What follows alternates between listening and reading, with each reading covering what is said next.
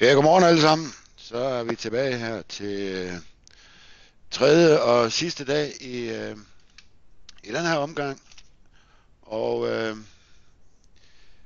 det vi skal kigge på i dag, det er lidt omkring noget opsætning af mesh og hvordan vi styrer vores mesh. Mesh er en rigtig, rigtig vigtig ting, når man styrkeberegner. øh, og Ydermere så var det planen, vi lige skulle kigge lidt på tyndplade dimensionering, til bodies, som den hedder, inde i Inventor. Og vi vil lige slutte af med introduktion til bjælkeberegning. Bjælkeberegning og søjleberegning, det ligger jo over på anden del, altså mandag tirsdag i uge 9. Og det vil sige, at i dag der bliver det en introduktion, hvor jeg kunne tænke mig at vise jer lidt omkring dokumentation af sådan en ganske almindelig standard IP-profil, eller hvad ved jeg, altså et standardprofil, vi går ind og prøver at dimensionere på, prøver at lave et udtræk af MRQ-kurver, altså momentkurver og forskydningskurver. Og det bliver egentlig som optakt til afleveringsopgave nummer 2, som I så skal sidde og arbejde lidt med i dag. Den har jeg lagt ud på fronter, og den vender jeg lige tilbage til sammen med aflevering af opgave 1, hvordan vi lige får dem afleveret. Så i dag har jeg sådan set tænkt mig ikke at snakke så meget, eller mere end højst nødvendigt, men egentlig at I lige stille og roligt sidder og følger med og selv prøver at lave de indstillinger, som jeg foretager her på skærmen. Og når vi arbejder med mesh, så er det meget, meget computerkrævet. Altså det kræver virkelig noget computerhjerne, kan man sige, at opbygge de her tredimensionelle tetrahedraler, som de hedder. Så det kan være, at vi kommer til nogle lidt forskellige faser, afhængig af, hvordan processoren beregner de her byggeklodser, som vores modeller rent faktisk er bygget op af. Men det er ikke noget, der har den store betydning på vores endelige resultat af spændinger, altså stress og nedbøjning og så videre i vores konstruktion. Vi starter med at lige åbne en ganske almindelig lille part IPT'er ind i Inventor. Vi skitser et rektangel her på 100 gange 100, og vi ekstruderer det 100 mm også.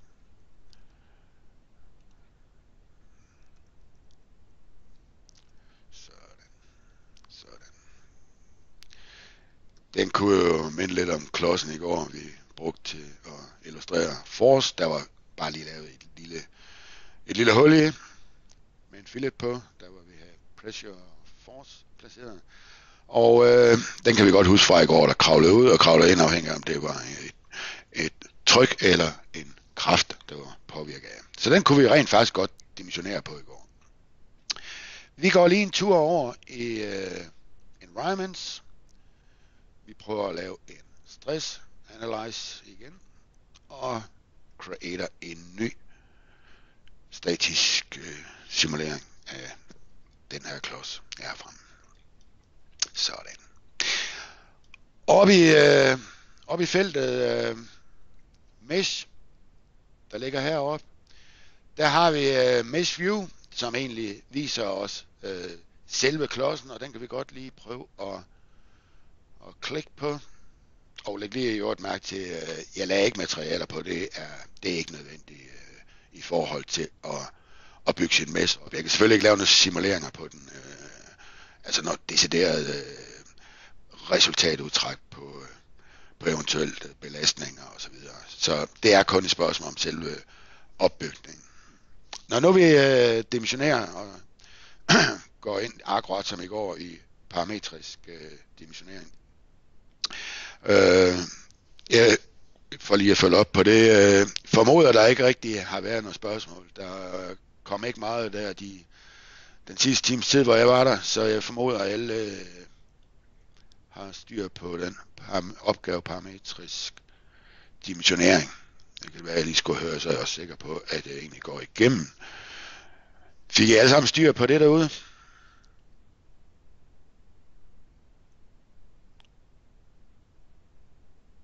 Super. Ja, jeg kan se, det vælter allerede ind. Super. Hammergodt. Rigtig, rigtig flot. Det er dejligt at høre. Og det vil sige, at vi sådan set godt kan gå videre. Ellers så, ja. Ellers så kan vi selvfølgelig, når vi runder af i dag, hvis det var, der var nogen, der havde noget, lige tage det op der på det tidspunkt. Men kigger vi på klodsen, som jeg har her på skærmen, som jeg har tilknyttet et mesh, så opdager vi rent faktisk, at vi får vores klods delt op i sådan nogle trekanter. Det ses tydeligt her på kanten på sådan et skarpt hjørne, hvordan der ligger sådan en lille tredimensionel trekant her, som hedder et tetrahedral, sådan en rumgeometri som den her.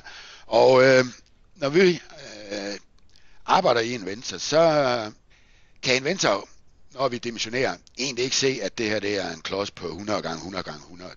Den kan simpelthen ikke genkende den geometri. Den skal have noget helt andet at regne på, og det den regner på, det er rent faktisk de her tetrahedraler, eller de her tredimensionelle trekanter.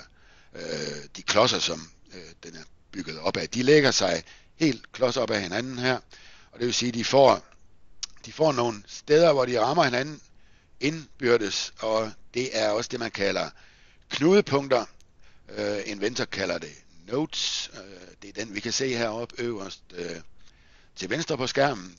Vi kan se, at vi i alt har på den her klods 10.439 knudepunkter, altså nodes, de her steder, hvor vores elementer her, tetrahedralerne her, har fælles knudepunkt, kan man sige. Udover det, så kan vi også se, at vi totalt har en rumgeometri her, altså vores klods bygget op af i alt 6.896 af de her tredimensionelle trekanter, altså de her tetrahedraler. De lægger sig, ja, som den nu synes og beregner på den sjoveste måde, lidt mærkeligt en gang imellem. Men det er egentlig det, vi skal ind og prøve at styre. Specielt er det vigtigt, at man får sit mesh sat korrekt op omkring krum overflader, skarpe kanter, hjørner, eller rundinger, og fra en overgang til en anden på vores model, sådan at vi sikrer os, at de her stressspændinger, at de bliver lokaliseret korrekt, og vi også får jeg får lige en besked herovre, kan jeg se, der er en Claus og Vitia, de får andet antal nodes og elementer heroppe. Det kan være opsætningen derinde, men lad være med at hænge af det lige i øjeblikket. Det her, jeg vil også sige, det ville være mærkeligt, hvis vi fik det samme antal, men okay, det burde være meget, meget tæt på, i og med at jeg hverken har rundinger eller huller eller noget som helst på min geometri. Jeg håber ikke, den er helt hen i vejret, det antal. Og Morten Edermann, Tony har det samme som mig, det er super, Tony. Og Morten har en fræk computer, jeg ved ikke lige.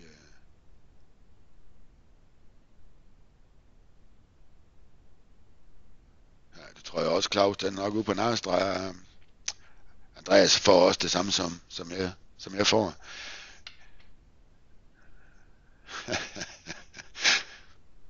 Okay. Godt så. Det vil vi ikke hænge os i lige nu. Det kan vi kigge på senere. Øh, de her tetrahedraler, når nu ganske kort vil jeg lige prøve at fortælle jer, hvorledes den egentlig går ind og beregner. Sådan et tetrahedral, det er, hvis jeg prøver at tage den op her, den der trekantede tredimensionelle element, som har i alt 4 knudepunkter. Det vil vi kunne se lige tydeligt, når vi begynder at prøve at simulere og lave lokale mesh og så videre, hvordan vi egentlig kan styre de her knudepunkter, altså fra. Den beregner egentlig kun værdierne ud fra knudepunkterne her.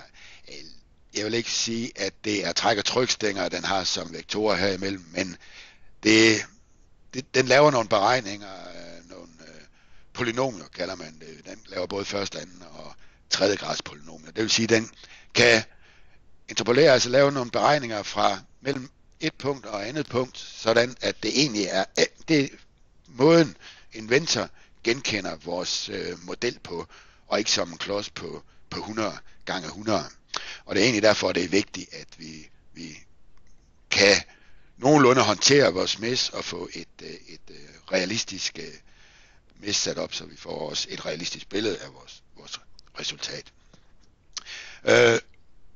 Vi kan forfine vores mesh, og det vil sige, at den egentlig kan skyde et knudepunkt mere ind, når den laver sine beregninger. Her har vi jo kun 4 på sådan en almindelig tetrahedral, og det vil sige, at vi rent faktisk kan få et tetrahedral, hvor den kan gå ind og regne på yderligere punkter, og det vil sige, at vi kommer helt op på fra 4 til 10 knudepunkter. Den laver sin stressanalyse beregning ud fra.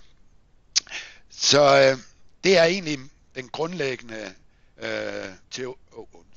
teori omkring, hvorledes vi bygger sådan et element, eller sådan en konstruktion op af de her elementer, de her tredimensionelle. I øjeblikket, hvis jeg begynder at tælle her 1, 2, 3, 4 og hen til 10, så vil jeg i alt få 10 og 10 og 10 opdelinger her på den her klods. Det vil sige, på den længste side af klodsen, og det er jo den her side, der hedder 100, der har jeg altså en opdeling på 10 af de her tetrahedraler, de her tredimensionelle trekanter.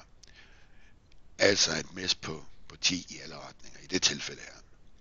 Går ind i den her, der hedder Mesh Settings herop, det der lille ikon, jeg har der, så kan jeg allerede her sådan set begynde at stille lidt, altså justere på, hvor fint det her mesh, det skal opdele min geometri, eller gengive min geometri over for inventor, når den skal lave sine beregninger heroppe i simulering.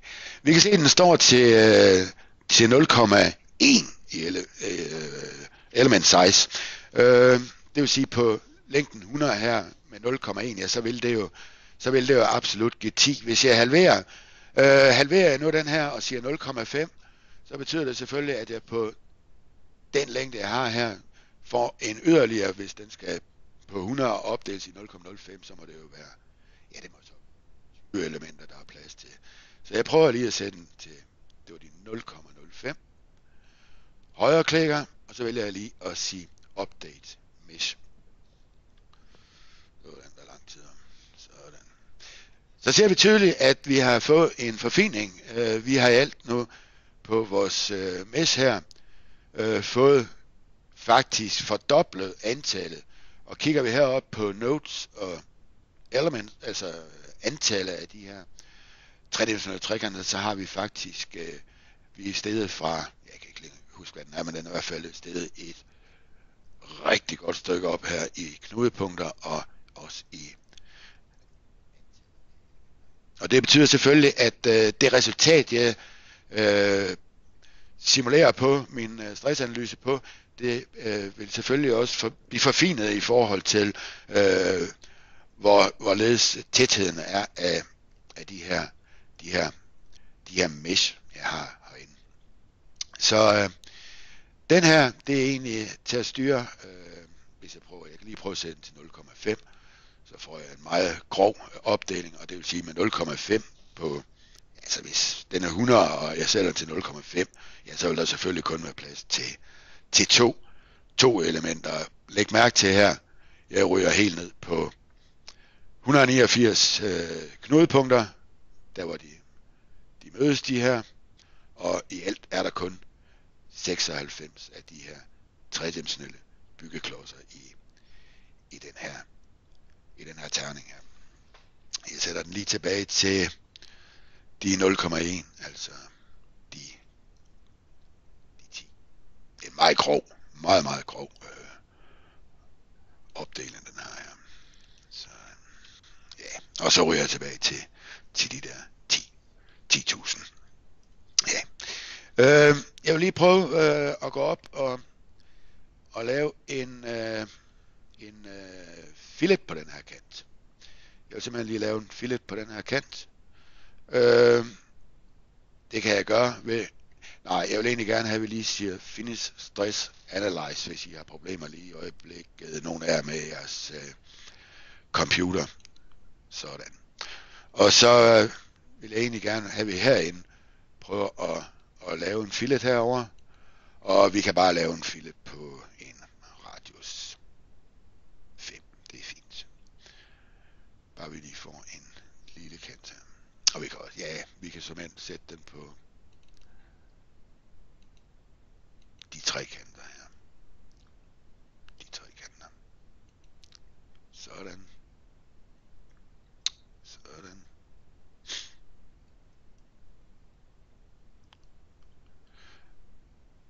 Ja, vi går tilbage i vores stressanalyse. Jeg prøver at sige mesh. Og den står stadigvæk til 1, så jeg opdater mit mesh. Så jeg lige får mine kanter med her. Der er plads til 2 opdelinger her, henover sådan en radius, som jeg har her. Går jeg ind og kigger her forfra, så kan I se, hvordan over en vinkel på 90 grader, at den nu laver faktisk 1, 2, 3, 4 opdelinger her. 4 opdelinger af den her. Får I også 4 opdelinger, fordi det burde den egentlig ikke gøre. Okay. Nå. Den her, det vil sige, altså når nu vi beregner på vores trekanter her, så er det egentlig herude, den beregner punkter. Det vil sige, den egentlig ser bort fra det her, beregner den som en ret linje. Det vil sige, det giver et meget groft billede af vores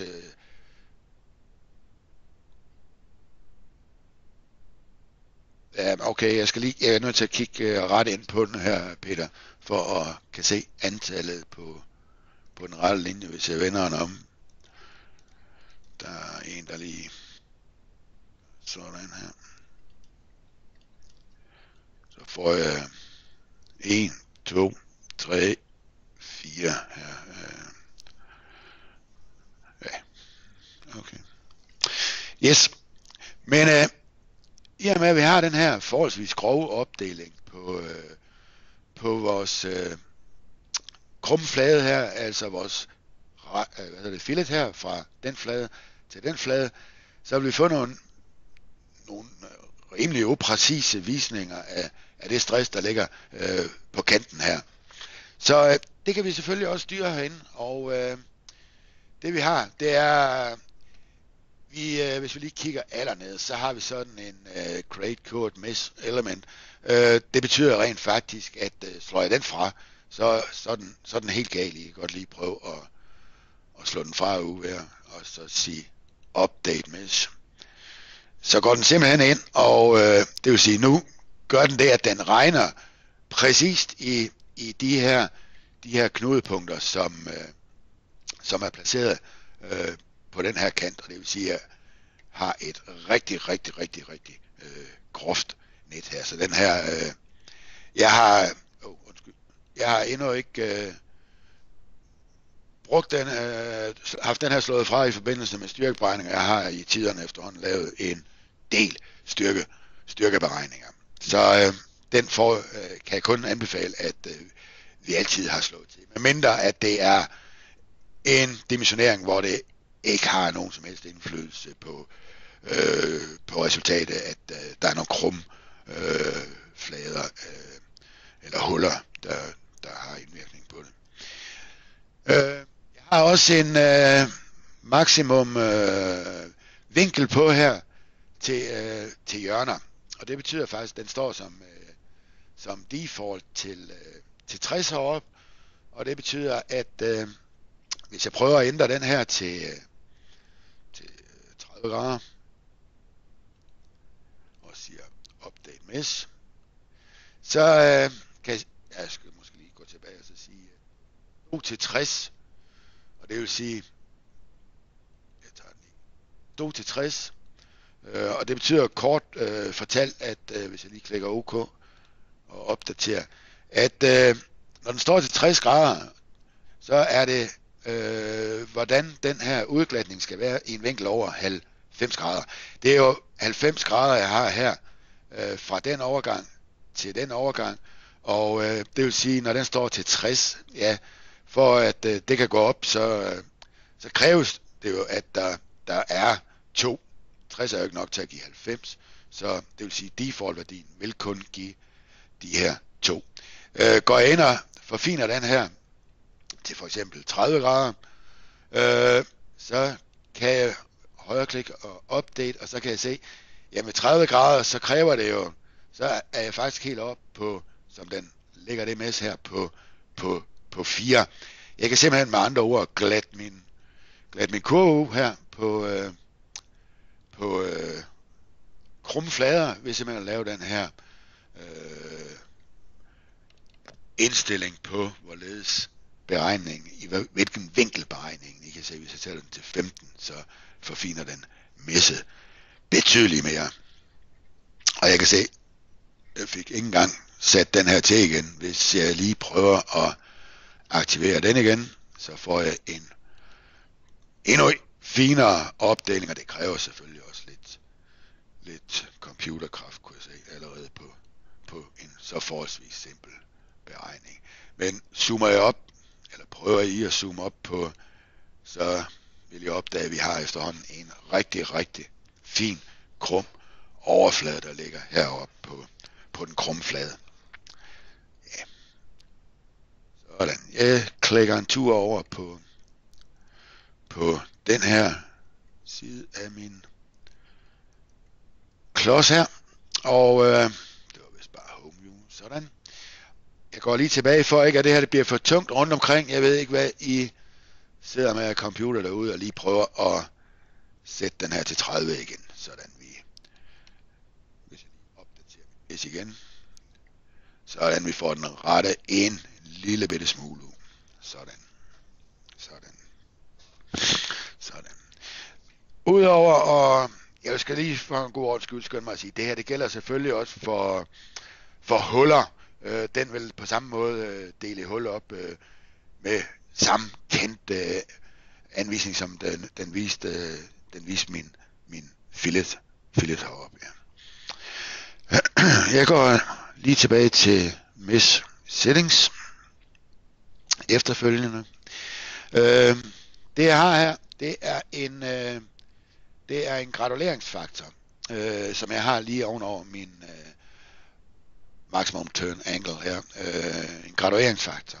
Og hvis vi kigger lidt på, hvorledes Inventor, den styrer overgangen fra et mesh over til andet mesh, så den ser meget sjov ud. I kan se, den styrer den her ved, at den har et tetrahedral, der egentlig reelt bliver større her, og det bliver større for at kan gå over og møde det tetrahedral, altså det element, der ligger her på fladen hernede, altså den overgang fra et mesh til andet, den er egentlig meget grov i det her tilfælde. Den der gradulering, som det hedder, jeg har den også her på kanten. I kan se, hvordan den bygger mit mesh op ja, jo en meget, meget sjov måde. Altså, det er ikke noget, vi har noget indflydelse på, hvorledes den vælger at sætte de her byggeklodser sammen. Den gør det ud fra logik og måden, den nemmest kan beregne, lave de her antal beregninger på knudepunkter. Jeg kan lige prøve den her. Jeg plejer at lægge på en gradueringsfaktor. 1,5 plejer at være rimelig nok til almindelig generel styrkeberegning. Men hvis jeg kan lige prøve at sætte den til 3 og se, om det har noget indflydelse på hvorledes et mes overgang til andet ændrer sig. Så jeg prøver lige at sige update mes. Er der sket lidt heroppe, kunne vi se. Det ændrer ikke meget på overgangen her. Jeg tror øvrigt heller ikke, den her vil gøre. Det er en meget simpel beregning, vi har her. I og med det bare over til en flade med meget, meget grov mes, der er lagt på heroppe. Men det ændrer lidt på, hvordan den valgte at graduere heroppe. Altså vælger selv at optimere på, hvorledes beregningerne af de her nodes, eller knudepunkter, skal foretages. Den der graduleringsfaktor, jeg kan lige prøve at sætte den til, lægge mig til 1. Jeg plejer at sige 1,5 til 3. Så vi sætter den lige tilbage til 1,5. Vi kommer tilbage til i eksempel, hvorledes vi på et beregningseksempel kan se, at det har noget indflydelse på vores resultat. Så jeg sætter den lige tilbage til 1,5. 1,5 til 3, det er sådan set okay som gradueringsfaktor til beregninger normalt. Jeg opdaterer mit mes, og jeg vender tilbage. Sådan.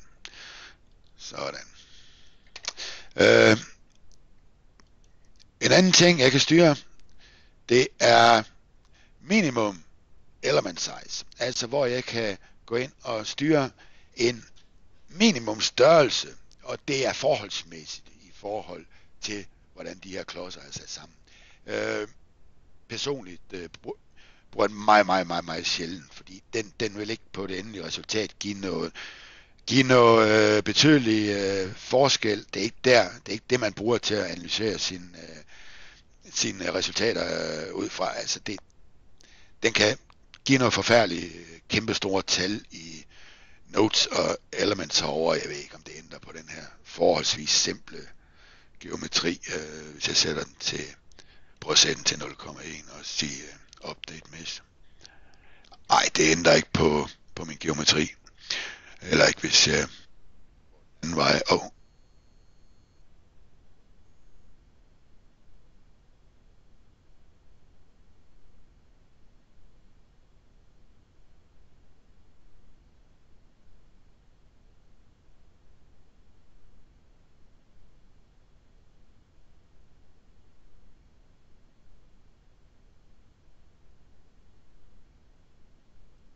Du har ingen lyd, Carsten.